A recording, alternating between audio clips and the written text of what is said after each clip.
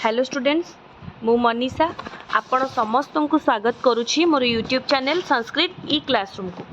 तो आज आम दशम श्रेणीर गद्य भागर प्रथम विषयटी को बुझिबा। प्रथम विषयटीर ना होची उपदेशामृतम। तो एठारे संधि होईची कौन ना उपदेश युक्तक अमृतम। उपदेश माने जहाँ आमको उपदेश दियंती गुरुजन माने आमको जो भल कथा शिखाती ताहा ही होची उपदेश। अमृतम तो सेई उपदेश गुड़िक अमृत स्वरूप अटे। ताले चलंतु विषयटी आरंभ करिबा। पुरा गुरुकुले आचार्याः सदाचार शिक्षा निमित्तं वेदादिभ्यः शास्त्रेभ्यः सूक्तवाक्यानि संगृह्य यद् अनुशासनं कुर्वन्ति स्म तद् अनुशासनम् एव उपदेशः। तो एठारे उपदेश कौन से विषय कह जाइछि जे पुरातन जुगरे पुरा माने होछि पूर्व काल रे बा पुरातन जुगरे गुरुकुल आश्रम रे आचार्य माने सदाचार शिक्षा निमित्तम सदाचार शिष्टाचार शिक्षा पाई बा शिक्षा निमित्त वेदादिभ्यः शास्त्रेभ्यः सूक्तवाक्यानि वेद एवं शास्त्र गुड़िकर सूक्तवाक्य गुड़िक माने वेद एवं शास्त्रर जो भल वाक्य गुड़िक संग्रह करी यद अनुशासनम कुर्वन्ति स्म तद अनुशासनम एव उपदेशः। तो उपदेश कहले आमे कौन बुझिबा ना पुरातन जुगरे गुरुकुल आश्रम रे आचार्य माने सदाचार बा शिष्टाचार शिक्षा निमित्त बा शिष्टाचार शिक्षा करैबा पाई वेद एवं शास्त्ररु जो भल वाक्य गुड़िक संग्रह करी अनुशासनम कुर्वन्ति माने ताकू एकाठी करी आमको विद्या शिक्षा दियंती सेही अनुशासन गुड़िक ही उपदेश अटे। गुरोः उपदेशं प्राप्य आचरणे प्रदर्श्य च मनुष्यः अमृतत्वं लभते। गुरोः उपदेशं प्राप्य गुरुंकर उपदेश प्राप्त करी आचरणे प्रदर्श्य उपदेश को खाली पाईगले हेबनी ताकू जदि आमे आम आचरण रे प्रकाशित करिबा बा आचरण रे प्रदर्शन करिबा ताहाले जाईकि से उपदेशर मूल्य रहिबो हैला। तेणु गुरुंक उपदेश प्राप्त करी ताकू निज आचरण रे प्रदर्शन करिबा च मनुष्य अमृतत्वं लभते। तेणु जो मनुष्य गुरुंकर उपदेश को ग्रहण करे एवं ताकू आचरण रे प्रदर्शन करे सेही मनुष्य ही अमृतत्व को लाभ करे माने निजर लक्ष्य स्थल रे पहुँची पारे। संप्रति विज्ञान युगेपि संधि होइछि युगे युक्तक अपि। संप्रति माने होची वर्तमान विज्ञान जुगरे मध्य एतेषाम उपदेशामृतानाम प्रासंगिकता अस्ति। तो यही सब उपदेश अमृत गुड़िकर प्रासंगिकता अच्छी। तेणु वर्तमान विज्ञान जुग हेले मध्य सेही वेद एवं शास्त्र जुगर थिबा उपदेश गुड़िक बा जो भल वाक्य गुड़िक तार प्रासंगिकता तार उपादेयता रही। विद्यार्थीनां सुशिक्षार्थं कानिचित् उपदेश वाक्यानि अत्र प्रदत्तानि। तो विद्यार्थी मानकर सुशिक्षा निमंते सुशिक्षार्थं माने सुशिक्षा पाई सुशिक्षा तो सु शब्दर अर्थ हेउची भल हैला। तो सुशिक्षा विद्यार्थी मानकर उचित शिक्षा पाई कानिचित किछि गोड़िए उपदेश वाक्य अत्र प्रदत्तानि एठारे प्रदत्त होइछि बा एठारे दिया जाइछि। तबे चलंतु आमे विषयटी को आरंभ करिबा। तो प्रथमे कौन लिखाई एकम सद विप्रा बहुधा वदंती। एकम माने हैला एक सद माने हैला सत्य विप्रा माने ब्राह्मण बहुधा बहु प्रकार वदंती कुहंती। तो सत्य हेउची गोटिए किंतु ब्राह्मण माने विप्र माने ब्राह्मण माने विज्ञ माने ताकू अनेक प्रकार कुहंती। बहुधा माने विभिन्न प्रकारर से माने हमकु कुहंती जे सत्य विभिन्न प्रकारर किंतु कहबाकू गले सत्य होची एक। ऋतस्य पथा प्रेत ऋत माने ऋत शब्दर अर्थ हैला धर्म पथा माने रास्ता बा मार्ग धर्मर मार्ग रे प्रेत माने भूत प्रेत नुह पिले माने प्रेत माने कौन प्रेरित बा अभिप्रेरित हुआ सत्यर मार्ग रे बा धर्मर पथरे प्रेरित हुआ माने कौन जोटा ठीक रास्ता सर्वदा सेही ठीक रास्ता रे सत्य पथरे सर्वदा चलो तार अर्थ सत्य पथरे चलो। अहम अनृतान सत्यम उपेमी।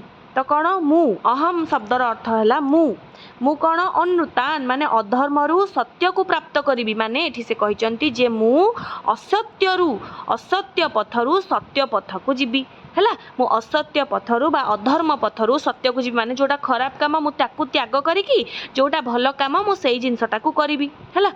ଶ୍ରଦ୍ଧୟା ସତ୍ୟମ ଆପ୍ୟତେ, ଶ୍ରଦ୍ଧା ହେଲା, ଶ୍ରଦ୍ଧା ଦ୍ୱାରା ସତ୍ୟକୁ ପ୍ରାପ୍ତ କରାହୁଏ ବା ଶ୍ରଦ୍ଧା ଦ୍ୱାରା ମାନେ କୌଣସି ଗୋଟେ କାର୍ଯ୍ୟ କରିବାର ଇଚ୍ଛା ଶକ୍ତି ଦ୍ୱାରା ସତ୍ୟକୁ ପ୍ରାପ୍ତ କରିହୁଏ। ମାନେ ଯଦି ମୁଁ ଭଲ ମନରେ ବା ଦୃଢ଼ ମନରେ କୌଣସି କାର୍ଯ୍ୟ କରୁଛି ତାହେଲେ ମୋତେ ଲକ୍ଷ୍ୟ ନିହାତି ଭାବରେ ମିଳିବ। ମାତା ଭୂମି ହିଁ ପୁତ୍ରୋହମ୍ ପୃଥିବ୍ୟାଃ, ମାତା ଭୂମି ହିଁ, ଏଇ ଭୂମି ହେଉଛି ମୋର ମାତା। ଆମେ ସମସ୍ତେ ଜାଣିଛେ ମାଟି ଆମର ମା, ତେଣୁ ଏଇ ଭୂମି ହେଉଛି ମୋର ମାତା। ପୁତ୍ରୋହମ୍ ସନ୍ଧି ହେଇଛି ଏଠି କ'ଣ, ପୁତ୍ର ଯୁକ୍ତକ ଅହମ୍, ପୁତ୍ର ମାନେ ହେଲା ପୁଅ, ଅହମ୍ ମାନେ ହେଲି ମୁଁ, ତେଣୁ ମୁଁ ହେଲି ଏଇ ପୃଥିବୀ ମାଟିର, ପୃଥିବ୍ୟାଃ ମୁଁ ହେଲି ଏଇ ପୃଥିବୀ ମାଟିର ପୁତ୍ର ବା ସନ୍ତାନ। ଏଇ ମାଟି ହେଉଛି ମୋର ମା ବା ଏଇ ଭୂମି ହେଉଛି ମୋର ମା, ମୁଁ ହେଉଛି ଏ ପୃଥିବୀର ସନ୍ତାନ। ବୟମ୍ ରାଷ୍ଟ୍ରେ ଜାଗୃୟାମ, ଆମେ ସମସ୍ତେ, ବୟମ୍ ଅହମ୍ ଆୱାମ୍ ବୟମ୍, ଅହମ୍ ମାନେ ହେଲି ମୁଁ, ଆୱାମ୍ ମାନେ ହେଲୁ ଆମେ ଦୁଇ ଜଣ, ବୟମ୍ ମାନେ ହେଲୁ ଆମେ ମାନେ, ବହୁ ବଚନ ହେଇଛି। ତେଣୁ ବୟମ୍ ରାଷ୍ଟ୍ରେ ଜାଗୃୟାମ, ଆମେ ସମସ୍ତେ ଏଇ ରାଷ୍ଟ୍ରରେ ଜାଗୃତ ହେବା ଉଚିତ, ମାନେ ଜାଗୃତ ନାଗରିକ ହେବା ଉଚିତ ହେଲା। ଆମକୁ ଯେଉଁ କାର୍ଯ୍ୟ କରିବା ଉଚିତ ସେଇ କାର୍ଯ୍ୟ ଆମେ କରିବା, ସମସ୍ତେ ଜାଗୃତ ନାଗରିକ ହେବା ଉଚିତ। ମିତ୍ରସ୍ୟ ଚକ୍ଷୁଷା ସମୀକ୍ଷା ମହେ, ମିତ୍ର ମାନେ କ'ଣ, ଏଠି ମିତ୍ର ଶବ୍ଦର ଅର୍ଥ ହେଉଛି କି ଈଶ୍ୱର ବା ନିଜର ଦିବ୍ୟ ଚକ୍ଷୁରେ ସମୀକ୍ଷା କରିବା ଉଚିତ। ତ ଏଠି ଏଇ ଯେଉଁ ବାକ୍ୟଟି ଲେଖାଯାଇଛି ତାର ଅର୍ଥ କ'ଣ ଆମେ ବୁଝିବା ନା, ମିତ୍ରସ୍ୟ ଚକ୍ଷୁଷା ସମୀକ୍ଷା ମହେ, ଦିବ୍ୟ ଚକ୍ଷୁରେ ନିଜକୁ ସମୀକ୍ଷା କରିବା ଉଚିତ। ଦିବ୍ୟ ଚକ୍ଷୁ କହିଲେ କ'ଣ ବୁଝୁଛ ନା, ମାନସ ଚକ୍ଷୁ ମାନେ କ'ଣ, ଆତ୍ମ ସମୀକ୍ଷା କରିବ, ମୁଁ ଠିକ୍ କି ଭୁଲ, ମୁଁ ଠିକ୍ ନା ଭୁଲ, ନିଜକୁ ନିଜେ ସମୀକ୍ଷା କରିବ ବା ନିଜକୁ ନିଜେ ପଚାରିବ ଯେ ମୁଁ ଯେଉଁ ଏ କାମଟା କଲି ଏଇଟା ଠିକ୍ ନା ଭୁଲ। କିନ୍ତୁ କିଛି ଲୋକ ଏଠି ଯେହେତୁ ମିତ୍ର ଦେଇଛି, କିଛି ଲୋକ ଭାବି ଦିଅନ୍ତି ମିତ୍ର ମାନେ ହେଉଛି ବନ୍ଧୁ, ଯେ ବନ୍ଧୁର ଚକ୍ଷୁରେ ନିଜକୁ ସମୀକ୍ଷା କରିବା ଉଚିତ ନା, ଏଠି ଆର ଅର୍ଥ ହେଉଛି ଯେ ଆତ୍ମ ସମୀକ୍ଷା କରିବ ହେଲା, ନିଜର ମାନସ ଚକ୍ଷୁରେ, ମାନସ ମାନେ ନିଜ ମନରେ, ନିଜ ମନକୁ ମନ ନିଜେ ପ୍ରଶ୍ନ ପଚାରିବ ଯେ ମୁଁ ଏଇ ଯେଉଁ କାର୍ଯ୍ୟଟା କଲି ଏଇଟା ଠିକ୍ ନା ଭୁଲ। ସମୀକ୍ଷା ମାନେ ନିଜକୁ ସମୀକ୍ଷା କରିବ, ନିଜକୁ ସୁଧାରିବ, ନିଜକୁ ପ୍ରଶ୍ନ କରିବ। न स सखा यो न ददाति सख्ये, सखा शब्दर अर्थ है बंधु है। तो सीए उत्तम बंधु नुह बा सीए आमर बंधु नुह, किए नुह ना जो न ददाति सख्ये, जीए आमको बंधुत्व प्रदान करे नहीं, माने जीए आमको आमर सबु परिस्थिति रे आम साथी रे रहे नहीं, सीए आमर बंधु नुह।